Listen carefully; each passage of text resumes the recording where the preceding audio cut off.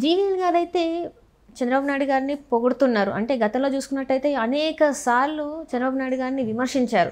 అంటే ఒకానొక టైంలో వీళ్ళందరి గురించి కూడా ఏమనుకున్నారంటే వీళ్ళందరూ కూడా జగన్మోహన్ రెడ్డి బ్యాచ్ ఏమో అన్న ఒక ముద్ర కూడా పడిన సందర్భంలో అయితే ఇప్పుడు ఉన్న పరిస్థితులను చూస్తున్నట్టయితే జీవీఎల్ గారు మరి చంద్రబాబు నాయుడు గారిని ఎందుకు పొగిడారు ఏంది అనేది మనకు వివరించడానికి మనతో పాటు ఉన్నారు ప్రముఖ సీనియర్ జర్నలిస్ట్ డివిఎస్ గారు. నమస్కారం సార్. నమస్తే అమ్మా. సార్, ఇప్పుడు చూస్తుంటే జీవీఎల్ గారు అయితే అసలు ఎప్పుడు లేని విధంగా చంద్రబాబు నాయుడు గారిని పొగడడం జరిగింది.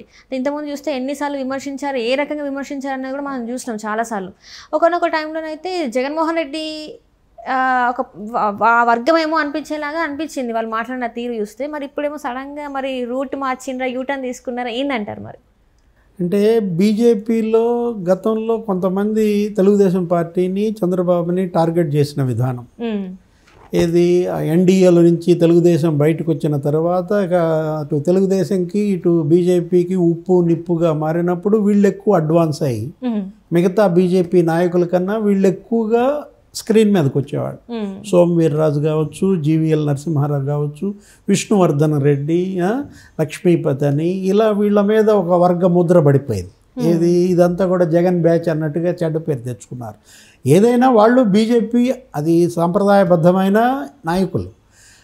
ఇప్పుడు ఈరోజు జీవీఎల్ పొగిడేసరికి అందరిలో చర్చ మొన్నటిదాకా తిట్టారు కదా, ఇప్పుడు అంటే పొగడ్తలు కూడా మరి ఎవరైతే గతంలో విమర్శించారో వాళ్ళ నోటి నుంచి వచ్చేసరికి ఇంకెక్కువ స్వీట్గా ఉన్నాయా? ఇప్పుడు ఇవాళ జీవీఎల్లే కాదు ప్రత్యర్థులంతా కూడా పొగిడేలా చంద్రబాబు పనితీరు ఆ వరద బాధితుల్ని ఆదుకున్న విధానం, అసలు జనంలోనే ఆయన ఉన్న తీరు. బుడమేరు బాధితులు ఇవాళ విజయవాడ విలవిల్లాడుతోంది. మనం చూసాం, అటు రైతులు నష్టపోయారు, ఇటు కార్మికులు నష్టపోయారు, ఉద్యోగులు నష్టపోయారు, పేదలు పెద్ద ఎత్తున నష్టపోయారు. ఇప్పుడు ఈ వరదల్లో, ఈ బీభత్సంలో 60,000 కుటుంబాలు ఇవాళ ఇప్పటికీ కూడా నీళ్లలోనే ఉన్నాయన్నమాట. ఇళ్ళు అసలు 5 అడుగులు 8 అడుగుల లోతుల్లో ఇళ్ళు మునిగిపోయాయి. ఇప్పుడు ఆయన ఏం చేశారు, చంద్రబాబు 6 రోజులుగా జనంలోనే ఉన్నారు. వాళ్ళకి ఆహార పొట్లాల పంపిణీ దగ్గర నుంచి, వాళ్ళకి వైద్య శిబిరాల నిర్వహణ దగ్గర నుంచి, పారిశుధ్యం మెరుగుపరచడం కానీ ఒక వినూత్న విధానాలు తీసుకొచ్చారు. డ్రోన్ల ద్వారా ఆహార పొట్లాల పంపిణీ నువ్వు విన్నావా? మనం చూసాం. డ్రోన్లు అంటే నీకేం గుర్తొస్తుంది? ఏదో పెళ్లి తీస్తారు కెమెరా పెట్టి. డ్రోన్లు అంటే ఏదో ఫంక్షన్ తీయటం చూసాము, లేకపోతే కవరేజ్కి వాడారు, ఫోటోలు తీయటానికి వాడారు, వీడియోలు తీయటానికి వాడారు, పోలీసు వాడింది నేరగాళ్ల కదలికలు అవి చూడటం కోసం.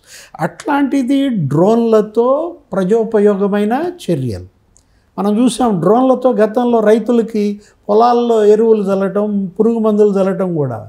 అంటే కత్తిని ఎలా వాడచ్చు, మంచికి వాడచ్చు, చెడుకు వాడచ్చు. ఇప్పుడు కత్తితో మనం కూరగాయలు కోసుకోవచ్చు, పండ్లు కోసుకోవచ్చు, మనిషిని చంపచ్చు.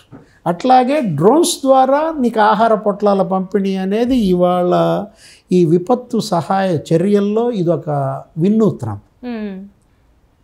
అంటే ఎప్పుడు అంతే చంద్రబాబు, ఆయన విధానం పనితీరే అలా ఉంటుందన్నమాట. ఇన్నోవేటివ్గా వెళ్తారు. మిగతా వాళ్ళు ఆలోచించే విధానానికి భిన్నమైన ఆలోచనలు చేస్తారు. ఆ ఆలోచనల పరమార్థం ఏంటి? ప్రజాశ్రేయస్సు, సమాజ నిర్మాణం, వాళ్ళ ఉపాధి, యువతకి, పేదలకి సంక్షేమం. ఇప్పుడు ఇది ఫైర్ ఇంజన్ తెలుసు కదా నీకు. ఫైర్ ఇంజన్తో నీకేం తెలుసు? మంటలు నార్పటం తెలుసు. ఎక్కడన్నా అగ్ని ప్రమాదం, ఇల్లు గాలిందనుకో, అక్కడ అదే వెళ్తారు, ఆర్పుతారు. మరి లేదు ఎవరన్నా చిక్కుకుపోయారనుకో, 10వ అంతస్తులో 20వ అంతస్తులో చిక్కుకుపోతే వాళ్ళని తీసుకురావటానికి, వాళ్ళని కాపాడటానికి వెళ్తారు. కానీ నువ్వు ఫైర్ ఇంజన్లతో ఇప్పుడు ఏమి చూస్తున్నావు? అక్కడ బుడమేరు బాధితుల్లో బెజవాడలో ఒక కొత్త దృశ్యం ఫైర్ ఇంజన్తో బురదలు వదలగొడుతున్నారు. ఫైర్ ఇంజన్తో నీకు వీధుల్లో బురదంతా శుభ్రం చేస్తున్నారు. ఫైర్ ఇంజన్లతో ఇళ్లలో బురద కూడా వదలగొడుతున్నారు. నీకు రోజుకి మరి ఒక్కొక్క ఫైర్ ఇంజన్తో 100 ఇళ్ళు శుభ్రం చేస్తున్నారండి. నీకు 100 ఫైర్ ఇంజన్లు వాడుతున్నారు, 100 మినీ ఇంజన్లు వాడుతున్నారు. ఒక 10 వేరే పరికరాలు తీసుకొచ్చారు. పారిశుధ్య దళం పెట్టారు. అగ్నిమాపక దళం, పారిశుధ్య దళం, వైద్య బృందం కలిసి పనిచేస్తున్నాయి. అంటే ఒక్కొక్క ఫైర్ ఇంజన్కి ఒక 12 మందిని పెట్టారు.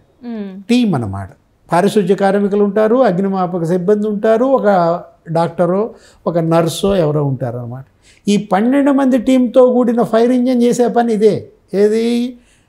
పరిశుభ్రం చేయటం, మళ్ళీ వాళ్ళకి కావాల్సిన అవసరాలని వీళ్ళు అందజేయటం. అక్కడ ఏదన్నా అనారోగ్యం ఉంటే ఆ నర్సు చూస్తుంది, ఆ చెత్త బొత్త ఉంటే వాళ్ళు ఎత్తేస్తారు ఎవరు? పారిశుద్ధ్య కార్మికులు. ఇదొక విప్లవం, ఇదొక వినూత్నం, విపత్తు సహాయ చర్యల్లో ఇంకో ఇన్నోవేషన్. ఫైర్ ఇంజన్తో బురదలు కొడతాం, ఫైర్ ఇంజన్తో వీధులు పరిశుభ్రం చేయటం. అందుకే పొగిడారంటే జీవీఎల్, ఇంకా మిగతా వాళ్ళందరూ ప్రశంసిస్తున్నారంటే నిన్న చూసాం, ఇవాళ కూడా ఆయన పర్యటిస్తున్నాడు. ఎవరు? కేంద్ర మంత్రి శివరాజ్ సింగ్ చౌహాన్. ఒకటే మాట అన్నాడు, 24 గంటలు బాధితుల సేవలో చంద్రబాబు ఆయన టీం పనిచేస్తున్నారు. ఇది నెవర్ బిఫోర్ ఎవర్ ఆఫ్టర్ అన్నట్టుగా ఆయన ప్రశంసలు. ఎవరు? శివరాజ్ సింగ్ చౌహాన్. ఆయన అన్నారు ఒకటే మాట, ముఖ్యమంత్రి కన్నీళ్లు పెట్టుకున్నారు. చంద్రబాబు కన్నీళ్లు చూసి నేను చలించిపోయాను, రైతులకి అన్యాయం జరిగింది, 6 లక్షల ఎకరాల్లో పంట దెబ్బతింది, ఇన్సూరెన్స్ చేయకుండా జగన్మోహన్ రెడ్డి వాళ్ళని నడి రోడ్డు మీద నిలబెట్టాడు, ఈ పంటకి బీమా ఎలా ఏంటి, పరిహారం అతను కట్టకపోయినా గత ప్రభుత్వం వచ్చే అవకాశాలు ఏమైనా ఉంటే పరిశీలించమని ముఖ్యమంత్రి చంద్రబాబు కన్నీళ్లు పెట్టుకోవటం శివరాజ్ సింగ్ చౌహాన్నే కదిలించి వేసిందని. వెంటనే ఆయన కేంద్రంతో మాట్లాడటం, ఆ బీమా కంపెనీలతో మాట్లాడటం, ఏదో రకంగా వాళ్ళకి పరిహారం ఇప్పించే మార్గాలపైన అన్వేషణ. ఇప్పుడు జీవీఎల్ పొగుడుతున్నాడు, విష్ణువర్ధన్ రెడ్డి పొగుడుతున్నాడు, సోమ వీర్రాజు పొగుడుతున్నాడు. ప్రత్యర్థుల పొగడ్తలకు కూడా ఆయన పనితీరు ఉంది, కానీ పొగడనాడెవడు? ఒకే ఒక వ్యక్తి పొగట్టలేదు. ఎవరు? నేను చెప్పాలా, నువ్వు చెప్తావా? జగన్మోహన్ రెడ్డి తప్ప అతన్ని పొగడనాడు. అంటే వైసీపీ నేతలు తప్ప, మీరు జగన్మోహన్ రెడ్డి అంటే వైసీపీ నేతలు కూడా లోపల ఒప్పుకుంటారు, బయటికి ఇతని బాధ తట్టుకోలేక జగన్మోహన్ రెడ్డి టార్చర్ భరించలేక ఒక మాట అంటే అంటారు తప్ప అంతర్గతంగా కూడా బొత్స సత్యనారాయణ అంగీకరించే సత్యం, అంతర్గతంగా కూడా మల్లాది విష్ణు అంగీకరించే సత్యం.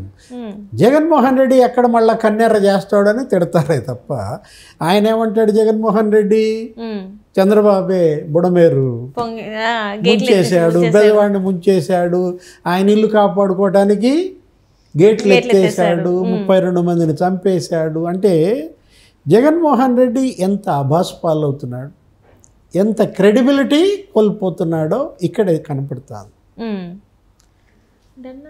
Right sir, right. Thank you so much.